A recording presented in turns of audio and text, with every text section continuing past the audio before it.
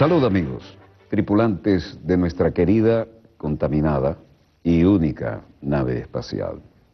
La misma que desde la última vez que nos vimos por estos medios, por supuesto ha dado otra vuelta sobre su eje imaginario y también, por supuesto, sigue generando acontecimientos en pleno desarrollo. Y si no me ven de pie en el mapa es que tenemos una entrevista y en este caso, interesantísimo invitado. De una vez y para que lo ponche nuestro director, está con nosotros, doctor, profesor y todo lo que quieran agregarle en materia académica, Enrique Dussel, filósofo de los pueblos del sur, en una pequeñísima y atrevida definición que no le hace justicia a un currículum del cual, si se los leo completo, se nos acaba el programa. Pero a priori, nació Enrique Domingo Dussel Ambrosini el 24 de diciembre, Nochebuena de 1934, departamento de La Paz, provincia de Mendoza, en la hermana República Argentina. Es un académico, filósofo, historiador y teólogo, naturalizado mexicano. Fue rector interino de la Universidad Autónoma de la Ciudad de México. Es reconocido internacionalmente por su trabajo en el campo de la ética, la filosofía política, la filosofía latinoamericana, y en particular por ser uno de los fundadores de la filosofía de la liberación. Estábamos acostumbrados a la teología de la liberación, pero aquí tenemos la filosofía de la liberación. Es un pensamiento, corriente de pensamiento, de la que es él el arquitecto, habiendo sido también uno de los iniciadores de la teología de la liberación. Ha mantenido diálogo con filósofos como, ajustense los cinturones, Karl Otto Appel, Gianni Battimo, Jürgen Habermas, Richard Rorty, Emmanuel Levinas y Adela Cortina. Su vasto conocimiento en filosofía, política, historia y religión, plasmado en más de 50 libros y más de 400 artículos, muchos de ellos traducidos a más de 6 idiomas, lo convierte en uno de los más prestigiados pensadores filosóficos del siglo XX y ha contribuido ciertamente a la construcción de una filosofía comprometida. Y ha sido crítico de la modernidad, apelando a un nuevo momento denominado transmodernidad. También ha sido crítico del helenocentrismo y del eurocentrismo y del occidentalismo, y defiende la postura filosófica que ha sido denominada bajo el rótulo de giro descolonizador o giro descolonial. Investigador nacional emérito. Si seguimos con todos los elementos que pudiéramos agregar, maestro, nos quedamos sin programa. Tiene un currículum absolutamente envidiable. Y el aquí y el ahora. Usted que es un hombre de pensamiento comprometido, ¿cómo ve la geopolítica, la realidad actual, por ejemplo, en la patria grande, latinoamericana y caribeña, o la renacida tensión este-oeste ahora entre Rusia y los países OTAN, el papel impresionante, imparable de China, solo por poner alguna barajita sobre la mesa? La palabra es suya. Sí, me podría situar en lo que es su especialidad justamente y que tanto me encanta este programa. Lo he visto muchas veces y da la casualidad que tengo una manera de pensar muy parecida. El primer capítulo de un libro publicado en el Fondo de Cultura Económica se llama Geopolítica y Filosofía. Y entonces hablo cómo el pensamiento filosófico se despliega en el tiempo y en el espacio.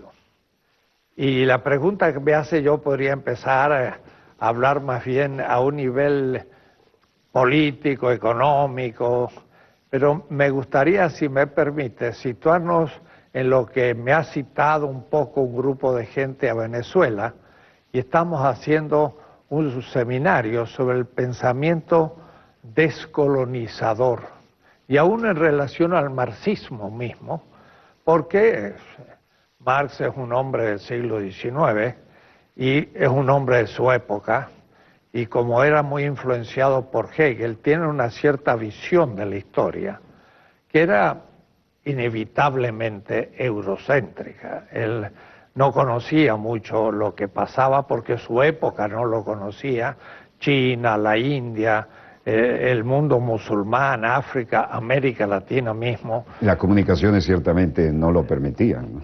Ya había comunicación, pero había falta de información por una parte, pero por otra parte había un mecanismo muy propio de eso que llamamos modernidad. Y para que valga la metáfora, es como si en la computadora yo leo un archivo de la computadora, lo aprendo, hago un resumen y después lo desconecto. Pero no solo lo desconecto, sino que lo olvido, pero no solo lo olvido, sino lo denigro después. Es decir, por ejemplo, la China fue muy utilizado en Europa en el siglo XVIII. La revolución industrial era imposible sin la intervención de China, que empezó antes que Inglaterra, la revolución industrial.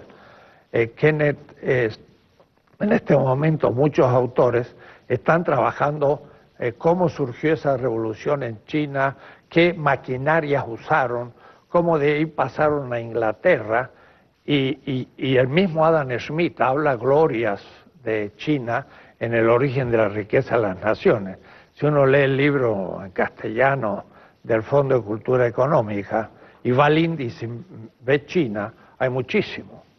Y él dice, pues, un magnate chino va con una corte de gente y un rico inglés va solito por la calle. Es decir... Y ahí dicen que Inglaterra comerció con opio y obligó casi a los asiáticos a que consumieran opio. Eso ya en 1830 y demás, pues no tenía nada que venderle. Y entonces le vendió opio que producía en la India. Y entonces le inventó un producto, porque desde el siglo XVI hasta el XVIII, Europa no le pudo vender a Chile nada. Y al comienzo compró con nuestra plata. La plata americana se acumulaba en España, pasaba a Flandes y de ahí iba a terminar a China, porque la porcelana era el gran producto de la aristocracia de todo el mundo. Y que por algo le llaman China, ¿no? China, en inglés. Entonces, desde el zar hasta todos los reyes europeos, el mismo rey inglés, pero también los reyesuelos, diríamos así, del África y hasta América Latina, todos tomaban sus desayunos y sus comidas con la porcelana. Y el vestido de toda la aristocracia del mundo, desde los obispos en Roma hasta todos, era la seda. Y así muchos otros productos. La chinoiserie era secretaires o mesas muy decorados a la China. Y hasta el laissez-faire de la política liberal que dice, deje usted hacer al mercado. Laissez-faire, laissez-passer. Viene de una traducción china que concebían el poder como no actuar. En la medida en que todo funcionara bien, le llamaban el diagnóstico de las fuerzas en contradicción, Xi. Entonces, la gran estrategia para un emperador chino que se fundó en el 220 y duró hasta 1912, es decir, duró 21 siglos, sin interrupción, aunque hubo mongoles que tomaron China y demás, pero una o dos generaciones de mongoles se hacían chinos, pues no tenían mucha cultura. Entonces, realmente los chinos tenían un poder gigantesco. Europa leyó ese archivo, lo desconectó y luego inventó todo lo que había tomado de China. Y así muchos otros. Hay un trabajo de Menzies que se llama 1434 y muestra que parece que hubo un legado del emperador chino a Eugenio IV en Florencia. Y entonces llegaron escritos chinos, libros impresos en papel. En 1434, como 40 años que Gutenberg va a descubrir la imprenta. Me tocó estar en Maguncia, en Alemania, en un instituto, y abajo había una estatua de Gutenberg porque él en Mainz descubrió la imprenta y imprimió parte de la Biblia en la catedral de Maguncia. Entonces lo veía todos los días para tomar el café y salir a la universidad. Pasa por ser el inventor de la imprenta. Lo que pasa es que los chinos en el siglo VIII ya habían descubierto la imprenta. Y en el sexto el papel, y en el noveno tenían papel moneda. Y cuando Marco Polo lo metieron preso a la vuelta de su gran estadía en China, en Génova, estaba en la cárcel, pero otro compañero de cárcel le quería explicar cómo pagaban los chinos, pero no podía decir, pagaba una especie de pergamino, porque no sabía ni lo que era el papel. Se había adelantado 1000 años a la producción de papel moneda, que en Europa empieza prácticamente en el siglo XIX. O es decir, Europa va a tomar de otras culturas. Y esa modernidad, que parecería un invento gigantesco, se empieza a estudiar de nuevo. Y a eso le llamamos la descolonización epistemológica. Y es una geopolítica del conocimiento. Maestro, usted sabe que este programa tiene el orgullo de tener el mismo nivel de audiencia, que es récord, en todas las categorías socioeconómicas. ¿Podría, en beneficio de algunos integrantes de nuestra audiencia, explicar lo que usted y yo sabemos que es la epistemología? Bueno, epistemología es lo que llamamos ciencia. En griego, episteme significa la ciencia. Ciencia matemática, astronómica, biología, pero también es la filosofía, es la historia, es la gramática, es la economía, es la política. Son las ciencias que se enseñan en la universidad.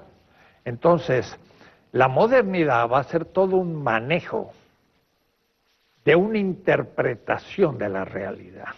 Y van a realmente, aunque parece tan extraño, inventar la historia que nosotros estudiamos en todos los colegios, primario, secundario, universitario. Pero no es en Venezuela ni en América Latina. Yo he dado conferencias en África, en Kenia, en Sudáfrica, y todo el mundo tiene la misma visión de la historia. Antigüedad, Edad Media, Edad Moderna. Pero eso lo hacen también en la India, lo hacen en todos los lugares de Europa, en Estados Unidos, se ha universalizado. Pero entonces uno pregunta, ¿quién inventó esta periodización en la que Europa es el centro de la historia? Tiene 2 siglos nada más. Lo inventaron los románticos alemanes al fin del siglo XVIII. Y Novalis tiene un texto que dice, nosotros inventamos la antigüedad. Uno dice, ¿cómo? No inventó. No, inventó el concepto de antigüedad. Ellos dicen, la civilización empieza por la China, pero es lo más infantil. La libertad del emperador y los demás son todos obedientes. Pasa a la India, pasa a los persas, pasa a los griegos, a los romanos, la antigüedad. Pero la culminación de eso es la Edad Media. Y la Edad Media culmina en la modernidad. Y esa historia, que es una historia eurocéntrica, han logrado que lo estudie toda la gente en el mundo. En las universidades venezolanas, igual que las mexicanas, todos enseñan esa historia. Y están formados en eso. Y qué decir que, por ejemplo, la filosofía es la máxima responsable de ese eurocentrismo, porque dice, la filosofía empieza en Grecia. Y de ahí pasan romanos y llega, ¿no?, al siglo XIII en Francia, y luego Descartes, el primer filósofo moderno, y seguimos. Es una invención, porque Herodoto, Platón, Aristóteles dicen, nuestra filosofía viene de Egipto. Pero Egipto tenía ya expresiones filosóficas hace 50 siglos. 26 siglos antes de Aristóteles ya estaban haciendo filosofía. Y por eso que los mismos atenienses decían, nuestra filosofía es muy antigua porque viene de Egipto. Atenas era una colonia de Sais, que era una ciudad egipcia. Y Palas Atenea, que era la diosa de Atenas, es la diosa de Sais, que era una ciudad egipcia, debo decir, de cultura negra. Es decir, los grandes faraones, Tutankamón y demás, eran negros, venían del sur del África. Y entonces ellos veían a los blancos de Grecia, le llamaban colorados, razas de bárbaros. El ser humano era negro, ¿no? Y tenemos que estudiar las cosas de otra manera. Pero lo más interesante es que la modernidad, que es nuestro problema, porque le hemos sufrido, ¿cómo comienza? Y entonces, por eso yo quería un poco usar un mapa para que sus oyentes, que están habituados por sus exposiciones al Le mapa... entrego mi puntero, como se entrega el sable. Mire, y el mapa es suyo. muy bien, vamos a mostrar esto. Europa latino-germánica estaba dividida en Yugoslavia, porque esta era parte del Imperio Bizantino y esto el Imperio Latino. Quiere decir que cortaba aquí un poco en Polonia y los países bálticos. Esto era Europa. Ahora, esta Europa, en la Edad Media, estaba en la Edad Oscura, se dice, ¿no? ¿Por qué estaba en la Edad Oscura? Porque aquí había un muro. Los musulmanes, el Imperio Otomano, sitiaba Viena hasta el 1688. Y en el sur, Granada había sido hasta 1492 parte de ellos. Es decir, Europa estaba cortado del sistema que comprendía el Magreb, que es la actual Marruecos. Pero Marruecos y España es el gran califato de Córdoba en la Edad Media. Y después viene el reino de Fatimita en Egipto, y aquí en el centro, sobre el Éufrates, estaba Bagdad. Y sigue estando. Y sigue estando, pero mire el problema. La historia del siglo XXI-XXII no va a poder dejar de decir que los bárbaros del siglo XXI destruyeron a Bagdad. Debo decirle, lo mejor que yo pude ver por allí, tuve que cruzar en la época de la Guerra Fría el Charlie Checkpoint de Berlín, cuando estaba dividido, para ir a verlo en Berlín Oriental. Pero eso fue los alemanes que se llevaron todo lo que pudieron antes de que los dividieran, ¿no? Claro, pero de todas maneras, miren, los árabes venían de esta región, ocupaban todo esto, Turquía. Constantinopla la habían tomado en 1453, estaba en Estambul. El Imperio Otomano ocupaba Bulgaria, Rumania y estaba completamente en esta zona. Y luego esto era el califato de Bagdad, y Afganistán era un reino también. Los mogoles estaban en la India, y después estaban los sultanatos de Sudáfrica, el sudeste asiático, y llegaban hasta la isla de Mindanao, en Filipinas, que eran musulmanes. De tal manera que Colón, cuando pensó que iba a ir al Asia, porque él no conocía que había el Atlántico ni nada, se llevó un traductor del árabe y del hebreo, porque pensó que iba a encontrar musulmanes, no estaban tan mal informados. Ahora mira lo que era el mundo musulmán, era todo esto, y Europa era esto. 70 millones de habitantes aislados. Y en cambio la China tenía ella sola ya 150 millones. Y la India también tenía 150. Y el mercado mundial desde el año 400 hasta el 1800 estaba en esta zona. Y en toda Europa estaba completamente separada. Quiso por las cruzadas ir al centro del sistema para poder conectarse con las caravanas, pero los árabes eran muy fuertes, lo rechazaron. Entonces, ¿qué le quedaba a Europa? Salir por acá. Y salió por el Atlántico. Y entonces, la propuesta porque los portugueses se fueron a la África y lentamente llegaron por ahí, pero en el fondo tenían la visión de Eurasia. Pero Colón le cayó en manos unos mapas venecianos que Valdez Müller después va a dibujar cartográficamente en 1506, donde había un error, porque América del Sur estaba dibujada al sur de la China. Era la cuarta península arábiga, pero hay dibujos de 1487. Entonces, había una península acá que le llamaban la península del dragón, porque esto tenía la forma como un dragón. Y y los chinos lo conocían. La segunda península era el sudeste asiático, la India y la Arabia Saudita.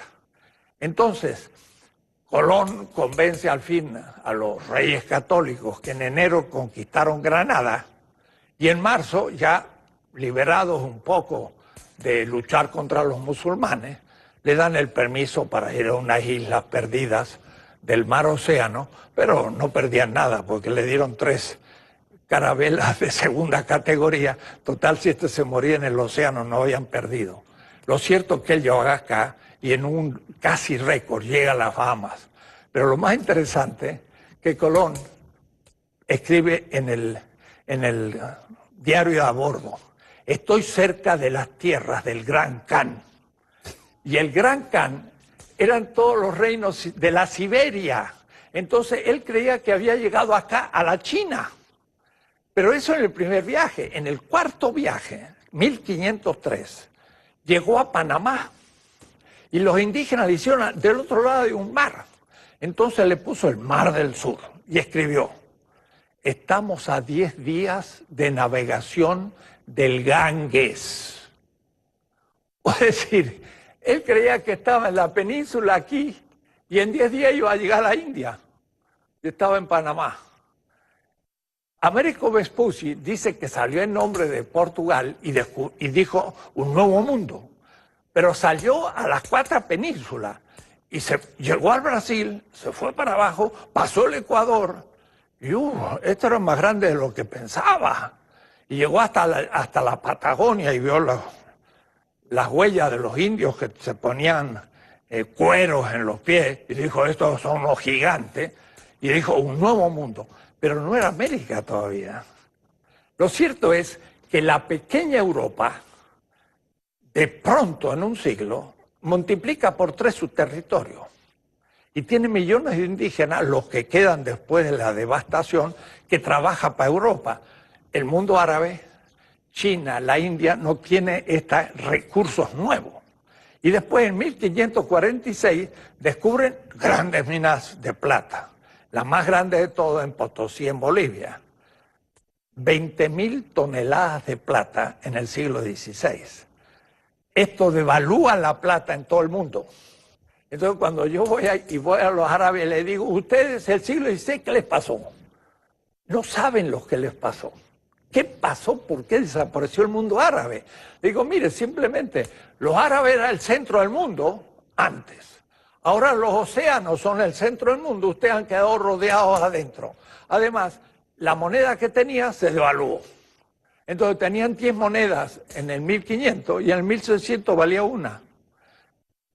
América Latina explica la decadencia del mundo árabe. No lo habían pensado, pero es notable. Además, yo le digo a los árabes: ¿cómo ustedes no descubrieron América, que los tenían a un paso? No se explican. O es decir, hay ciertas preguntas que nunca lo han pensado. Esta expansión de Europa a América es el comienzo de la modernidad. Esta Europa subdesarrollada, periférica del gran continente euroasiático, fuera de las caravanas, científicamente en cero. En Bagdad está hoy el centro de la sabiduría, la matemática. Nosotros usamos los números árabes. La gente dice: ¿por qué le pusieron árabe? Porque en Bagdad había la gran escuela matemática, eran aristotélicos. Alepo, Trípoli, no sale Alepo. Lo están bombardeando hoy. En el siglo VIII, Aristóteles llegó a Alepo, traducido del griego al árabe, y ahí empezó Aristóteles a funcionar en Alepo, que era el mundo árabe. Era el pensamiento científico, matemático, astronómico. Y entonces aquella cultura era el centro de la historia, pero se conectará después con China y la China tomará el relevo. Europa estaba fuera del sistema. Pero ahora, con nosotros, colonial, va a surgir la modernidad. Entonces, nuestra hipótesis de trabajo está revolucionando el pensamiento porque nunca se había planteado así. Es una red que hay latinos en Estados Unidos, en Berkeley, en Duke, latinos, que hay mucha gente en América Latina, pero también en Europa, y ahora se expande por el África. En 3 semanas tengo que ir a Delhi, están leyendo nuestras cosas. Grossfogel, pues hicimos hace 2 meses un seminario sobre descolonización del pensamiento, ¿no? En Pretoria, en Sudáfrica. ¿Y por qué en Pretoria? Y la Universidad de Pretoria estaba en huelga. ¿Saben para qué? Para descolonizar la universidad en África. O es decir, había tomado el tema latinoamericano en África. ¿Sabe por qué? Porque, claro, en Sudáfrica estaba el apartheid y todo esto. El pobre Mandela estuvo 27 años preso. Salió un hombre extraordinario, reorganizó el país y toda la élite política es afro. Pero todo el mundo económico, el Boers, es blanco. Y los Boers tienen pueblo, además la bomba atómica. Además, y el pueblo es afro-negro. Y esos estudiantes están estudiando una visión europea de su propia historia. Porque la historia es el instrumento que empezó a destruir las otras tradiciones e impuso su historia como historia universal. Y entonces, hasta a través del marxismo. Porque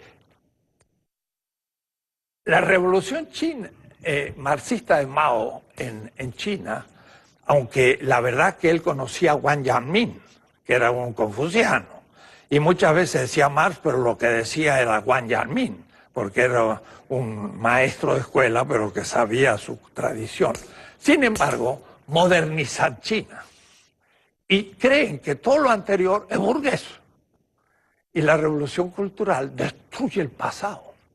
Y entonces la China, que había sido un esplendor durante 20 siglos, de pronto se quedó sin historia. Ahora, me decía el otro día Walter Miñolo, un colega, están haciendo 2000 museos en distintos puntos de China para recuperar su historia. Vuelven a... ¿Tan así se la borraron a los chinos? Mira, he estado en Pekín y se muestra un lugar donde estaba la dinastía Ming y a mí me llamó la atención. Eran todas paredes sin ninguna decoración, parecía una cosa franciscana. Uy, qué ascético que eran estos. Dice, no, lo que pasa es que la revolución cultural quemó todo. Y si no lo quemaron, lo descartaron como cosa perimida. Pero no sabían lo que habían hecho antes, ¿no? Y ahora sí, ya lo van recuperando. Pero entonces, el tema es que durante 3 siglos, España primero, pero después pasó hacia el norte, usufructó América Latina. Pero el África y el Asia tenía unos puntos en Angola, en Mozambique, pero no había hecho la conquista territorial. Eso lo va a hacer en África al fin del siglo XIX. Y la India, por ejemplo, va a ser ocupada en 1780. Es decir, que prácticamente 18. Y es con la revolución industrial. Porque el África y el Asia tenía caballos y tenía arma de hierro. Nuestros indígenas no tenían caballos, ni arma de hierro. Y tenían cascos. Tenían cascos. Ah, claro, tenían la misma... No, lo que manejaban el hierro. Digo. Ese era un fenómeno en el campo de batalla. Claro, total, los hoplitas entre los griegos, pero también ellos, por supuesto. Y entonces, no pudieron hacer las colonias hasta la revolución industrial. Ahí sí le ganaron, pues tenían armas ahora de fuego y empezaron a tener barcos de otro tipo, y entonces ocuparon el África y Asia. ¿Y el papel del Imperio Británico ahí?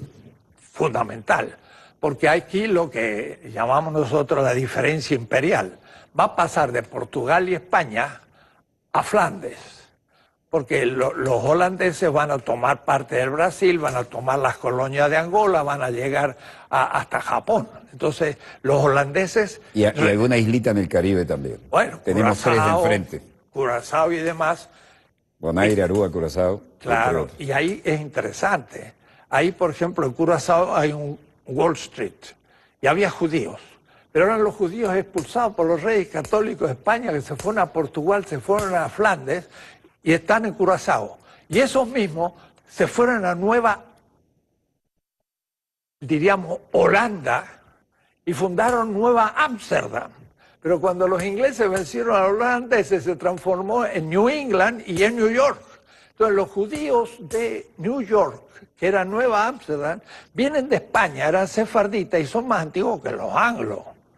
Ahora, claro, los judíos también es un clan comercial que tiene 25 más 30 siglos, que empieza desde el exilio de Babilonia y se va extendiendo, ¿no? Es toda una cultura que no sé por qué no se subraya suficiente en los textos modernos. ¿Qué pasó ahí? ¿Cuál es su opinión? ¿Cuál? La influencia del pueblo judío en todo esto y sus intereses. Mire, Kautsky, en un libro que se llama El origen del cristianismo, dice algo muy interesante. Dice, en el exilio en Babilonia, los judíos dejaron su tierra y para recordarla la escribieron. Y ahí escriben lo que se llamaría el Antiguo Testamento. El paraíso, Testamento. la leche, la miel. Era la ley, los libros históricos, los profetas y los salmos y toda la Biblia, diríamos. Pero después se extendieron en el imperio persa y cuando vinieron los griegos se extendieron por todo el imperio griego que llegaba hasta el Indo. Y cuando llegaron los romanos se extendieron por el imperio romano. Y entonces siguieron ellos siendo grandes comerciantes. Y se adaptaron a cada una de las cadenas de mando. Claro. Y además, mire qué interesante, como ellos adoraban un Dios Yahvé del Israel primitivo, lo seguían adorando en sus sinagogas en todas partes. Y entonces ese Dios propio está en todas partes. Era un Dios universal. Y ahí sale el monoteísmo de Israel, de donde va a salir el cristianismo. El cristianismo. Porque en todos lugares había otros dioses, pero el de ellos estaba en todas. En fin, esa es una historia que también se puede apasionante contar. Pero esta modernidad es el tema, porque la pequeña Europa parte después a Flandes y después Inglaterra vence. Ahora, la posición de Inglaterra es fundamental. Inglaterra y Japón son las dos islas de Eurasia. Y Inglaterra era un país poco poblado, con una monarquía muy débil, y entonces el continente estaba en lucha de religiones y todos huían a Inglaterra.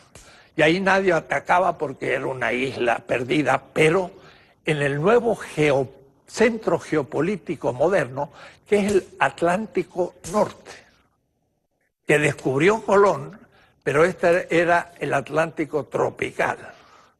Y el de Brasil es de Portugal a Brasil, porque las corrientes van así, entonces no podían andar por aquí, tenían que ir a Brasil y de ahí recién iban a África y llegaban a Goa y llegaban hasta el Japón los portugueses. Entonces la modernidad fue una expansión lenta de Europa que con la revolución industrial se impone a todo el mundo. Pero el tema nuestro es que imponen una narrativa. Pero una narrativa que es retórica, o es decir, va a demostrar que Europa, y eso es Hegel explícito, dice Hegel, la historia va del este hacia el oeste, geopolítico, y Europa es el centro y el fin de la historia universal. Y entonces la antigüedad es el fundamento, la Edad Media es una edad difícil, y luego es la modernidad donde el espíritu germano eclosiona como espíritu universal. Y todavía en la Ilustración dicen, el sur de Europa era, porque no hace la revolución industrial. Grecia, Italia, España, Portugal, se quedan en el Mediterráneo. El norte de Europa va a ser ahora industrial. Y ahí Inglaterra va a ser el centro porque es una isla. Entonces son puros puertos. Y es una isla donde los Scottish, los presbiteranos, Glasgow, Estocolmo no, no importa. Los calvinistas son muy importantes porque Calvino se las arregla para hacer una interpretación de la Biblia que impedía a los cristianos y a los judíos dar préstamos al hermano, porque no había que explotar al hermano. Pero entonces en la Edad Media, por ejemplo, un cristiano no podía prestar a un hermano, pero un judío no era hermano. Entonces le asignaban la función de que él prestara. O es decir, lo enriquecieron los judíos para que cumplieran esa función pecaminosa, ¿no? Pero Calvino se las arregló para cambiar ese texto del Deuteronomio y dijo, no, se puede prestar 5%. Y con esta variación, ya el cristianismo podía empezar a prestar dinero y ya podía empezarse a coordinar con el capitalismo. Pero no es extraño que Adam Smith es un calvinista y es el que escribe el primer libro de economía clásica. Y entonces es un cristianismo que se adecúa al capitalismo, o más, es un cristianismo que inventa la teoría capitalista como Adam Smith. Pero eso se cumple en Inglaterra. Inglaterra, desde Cromwell, logra hacer una revolución porque el Estado inglés era muy débil. Entonces la burguesía tomó el poder siendo minoría. El mundo era feudal. Pero desde el Estado impusieron el capitalismo en Inglaterra, se desarrolló, y eso duró hasta la Segunda Guerra Mundial, que va a venir el Estados Unidos, que va a ser el nuevo etapa. Pero entonces esta modernidad es para nosotros el problema, que tiene un discurso histórico, científico y demás, que tapa a todos. En la historia hegeliana, América Latina no entra, estamos fuera de la historia. Porque el sur de Europa queda descalificado. ¿Y qué decir las colonias del sur de Europa? Peor todavía, somos colonia de algo que desapareció de la historia. Entonces, decir que España era un país moderno en el siglo XVI, el más importante de Europa, nadie lo cree.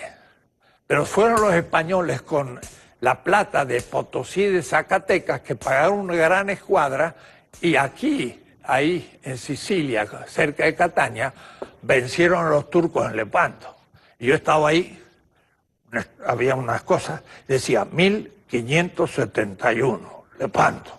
Yo digo, hacha, descubrieron en Potosí 1546. 25 años después pudieron hacer una escuadra, ya tenían plata y liquidaron a los turcos en el Mediterráneo. Entonces, la modernidad es nuestro problema, porque hoy en Venezuela, en México, en Argentina, en América Latina, toda la élite blanca es eurocéntrica. Esa visión de la historia, esa visión de la filosofía, de la ciencia, es la propia. Y creen que es de ellos y nuestra. Entonces nuestros estudiantes quieren ir a Europa o a Estados Unidos para sacar doctorados, vuelven, ganan concursos y cada uno compite a ver quién es más eurocéntrico que el otro y no conocen nada de América Latina. Ese es un temazo, perdóneme la expresión. Quisiera que usted, con su autoridad académica, abundara en ese tema. Ese desarraigo intelectual, esa orientación que va negando las propias raíces. Es tremendo, porque en nuestra universidad, y por eso en Venezuela, gran parte de la gente que no entiende lo que puede significar una liberación de un pueblo, que es despreciado por un cierto racismo blanco, por un cierto machismo también, que es también colonial, pero sobre todo es intelectual, porque nosotros hoy damos becas para ir a Europa, estudian allá, sacan un doctorado, vuelven y hacen un concurso, ganan el concurso y van a enseñar lo que aprendieron, van a enseñar lo que dice Kant. Pero Kant vivió en Königsberg, aquí se llama Kaliningrado, que era parte de Lituania y ahora es Rusia. Pues si vivía en el Báltico, para entender el mundo de Kant, hay que reconstruir muchas cosas, porque hay que ir al siglo XVIII del Báltico. De paso, mire, el próximo año, 2017, va a ser 500 aniversario de la Reforma Luterana. Y Lutero puso las 95 tesis en Wittenberg. Y yo di una conferencia como a 50 teólogos alemanes, norteamericanos de Yale y brasileños, donde hay muchos luteranos, y les hice una historia. Y entonces les dije, miren, si no se hubiese descubierto el Atlántico y América, Lutero hubiese sido un heresiarca de segundo en Europa sin significación. Me miraron. Digo, el norte de Europa no se podía separar de Roma, porque después de aquí estaba la nada, estaban los osos polares. Entonces, o se comunicaban con Roma o quedaban fuera del mundo. Entonces, todo el comercio iba a Italia, que era como la penetración en el Mediterráneo, Amalfi, Génova, Venecia, y estos iban hasta Antioquía, y de ahí salían las caravanas por la ruta de la seda hasta llegar a China. Entonces, el Mediterráneo era el centro de Europa, el sur, y había una iglesia muy poderosa. Mira lo que voy a decir ahora. Cuando se descubre el Atlántico, el Báltico se conecta al centro geopolítico. Europa dice, no necesito Europa, y se hace luterana. Pero entonces, mire, surge algo que nadie lo piensa. Surge la Iglesia Católica. La Iglesia Católica no es la medieval, es una iglesia moderna, se funda en Trento. Se funda en el Concilio de Trento. Trento, 1560. Y la funda... ¿Con qué argumento puede desarrollar usted esa idea que es muy interesante? Porque de Trento para acá. Claro, porque Roma estaba en el centro del Mediterráneo, que era el centro de Europa, porque estaba en el sur. Era Mare Nostrum. Una vez que se descubre el Atlántico, es la muerte del Mediterráneo. Entonces, un gran historiador, Brodel, de la Escuela de los Anales, escribió Felipe II y el Mediterráneo y mucho.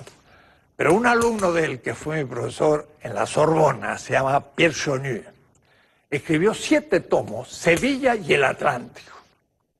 Y entonces yo me di cuenta que ahí había algo. La modernidad es la muerte del Mediterráneo y el nacimiento del Atlántico. Y mire, ahora Inglaterra queda bien situada, antes era Roma. ¡Pua! Un cambio total. Y el norte de Europa se hace industrial y se hace luterano, etc. No deja de ser cristiandades. Puedo decir que es una inversión del cristianismo. Porque el cristianismo que nace en el Medio Oriente es crítico del imperio. Y el fundador del cristianismo lo pusieron en la silla eléctrica, que era la cruz. No era un signo religioso, ahí estaba Espartaco. Pero después un signo denigrante en ese momento, además. Total. Después de 3 siglos, esos cristianos estaban presentes, sobre todo en Turquía y en otras partes.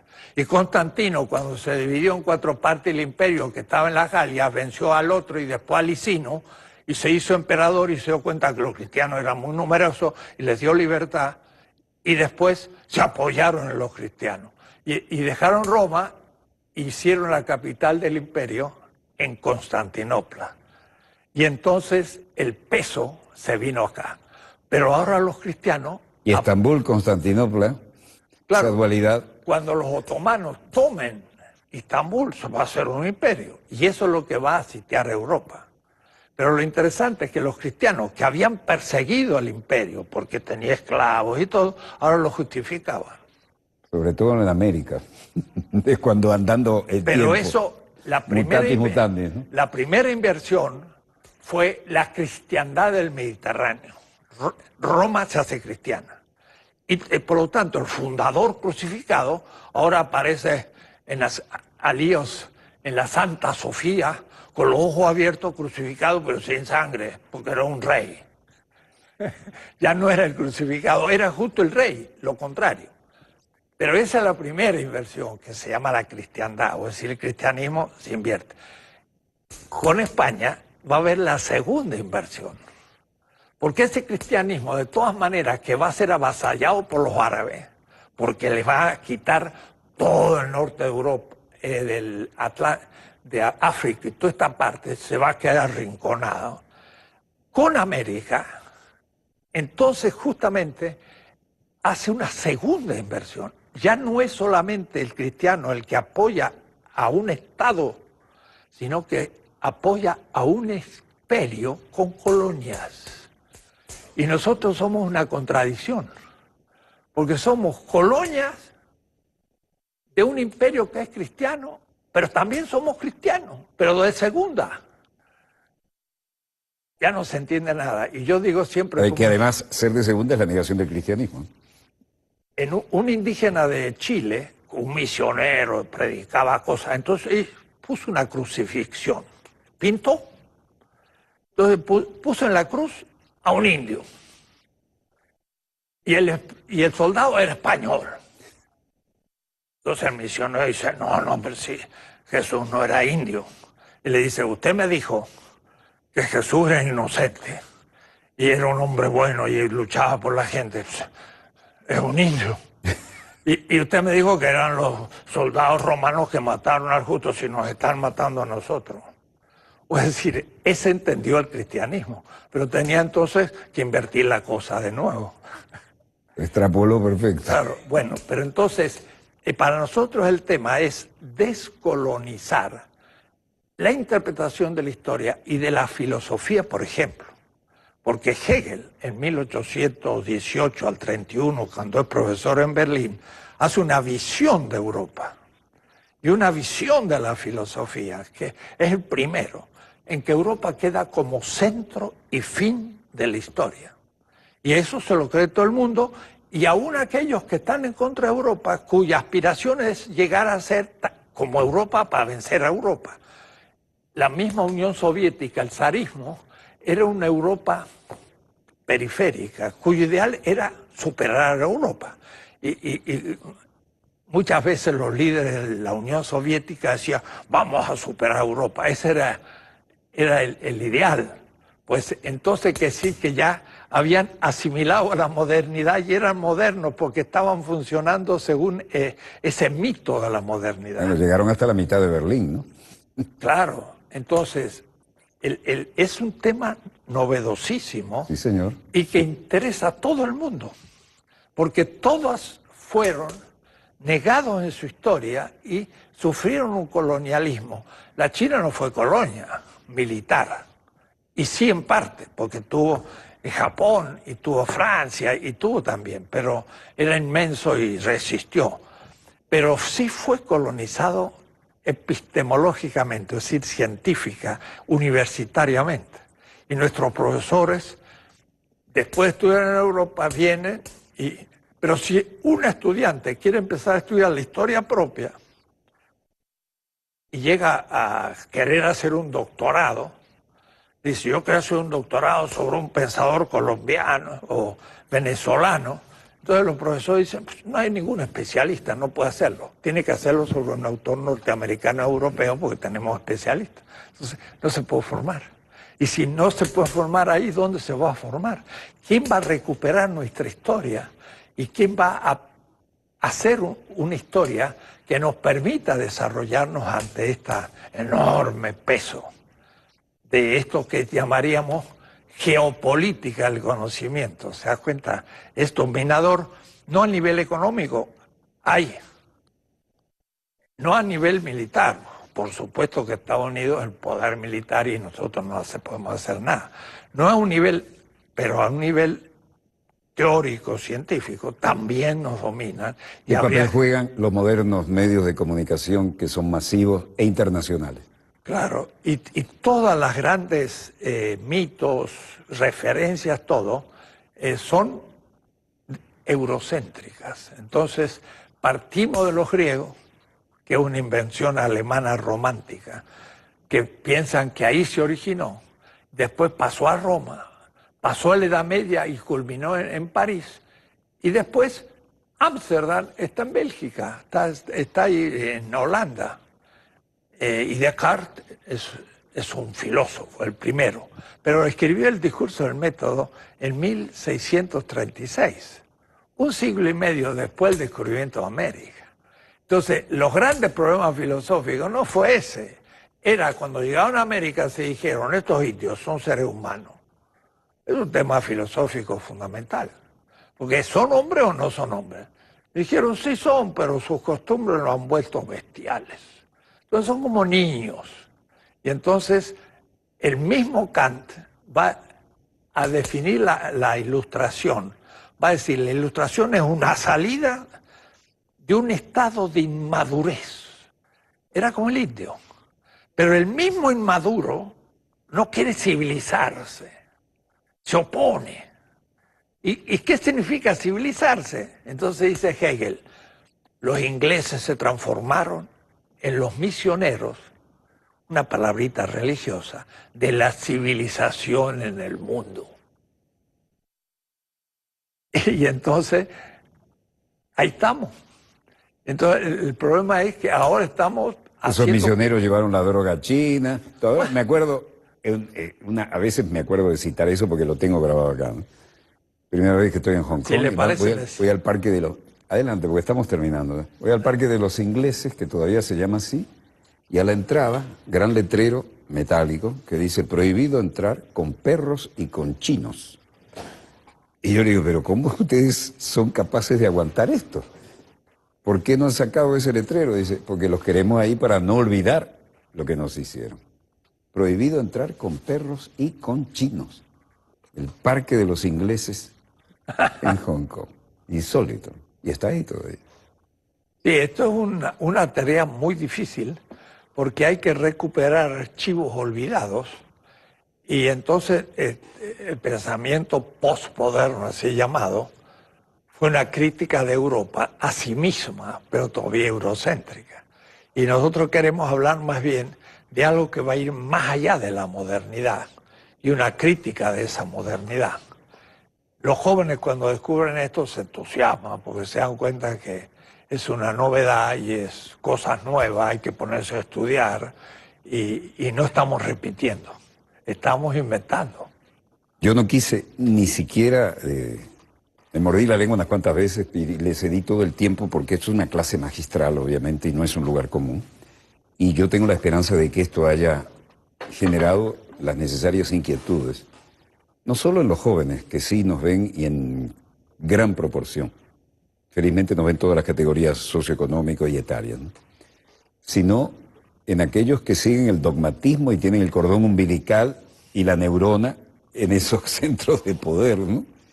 ¿Qué debemos hacer? Nos quedan 3 minutos.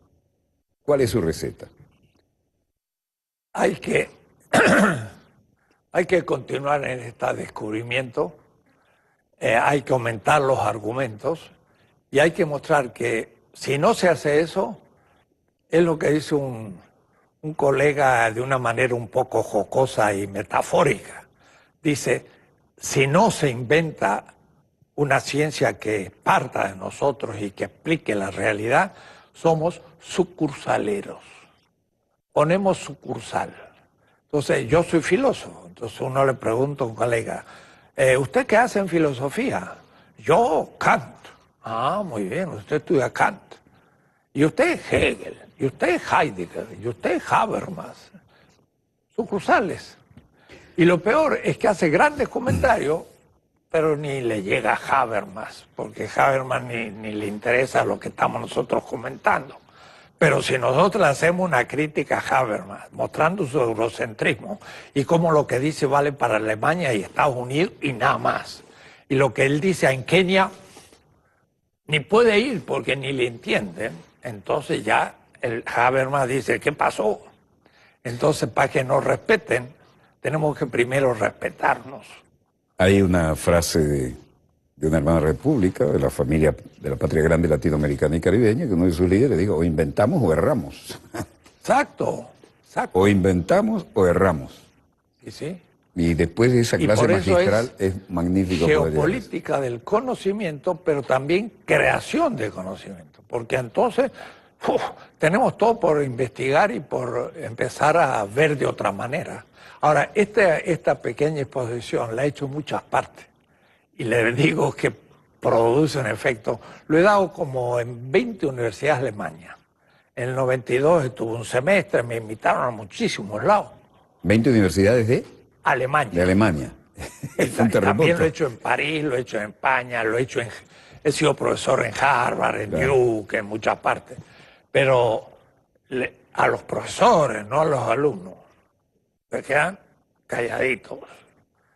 Como diciendo... Nos cambiaron el libreto, todo lo que estudié para tener la cátedra y ahora me cambiaron. Pero por eso no lo aceptan, porque como su poder se basa en ese conocimiento, si lo ponen en cuestión, como son autoritarios, no lo quieren aflojar. Si fueran investigadores, estarían felices que encuentran una nueva posibilidad de investigar lo nuevo. Pero muchos son burócratas. No se oxigenan. Y la mayoría. Maestro Enrique Dussel, una clase inolvidable. Quiero decirle que me siento muy orgulloso de haberlo tenido en Dossier y no es un lugar común. Cada vez que usted venga por acá, tiene el grato compromiso ineludible de venir a darnos otra clase magistral. Muchas gracias. A usted. Donde quiera que se encuentren de ese lado del receptor, muchas gracias por habernos permitido estar aquí con ustedes. No tengo la menor duda de que han disfrutado plenamente de este dossier. Nunca me vieron hablar tan poco y nunca he disfrutado tanto como ustedes porque me puse de ese lado del receptor para absorber como una esponja esta gigantesca mina de conocimiento. Hasta el próximo programa, donde quiera que se encuentren de ese lado del receptor. Les habló Walter Martínez. Disponga usted de las cámaras, señor director.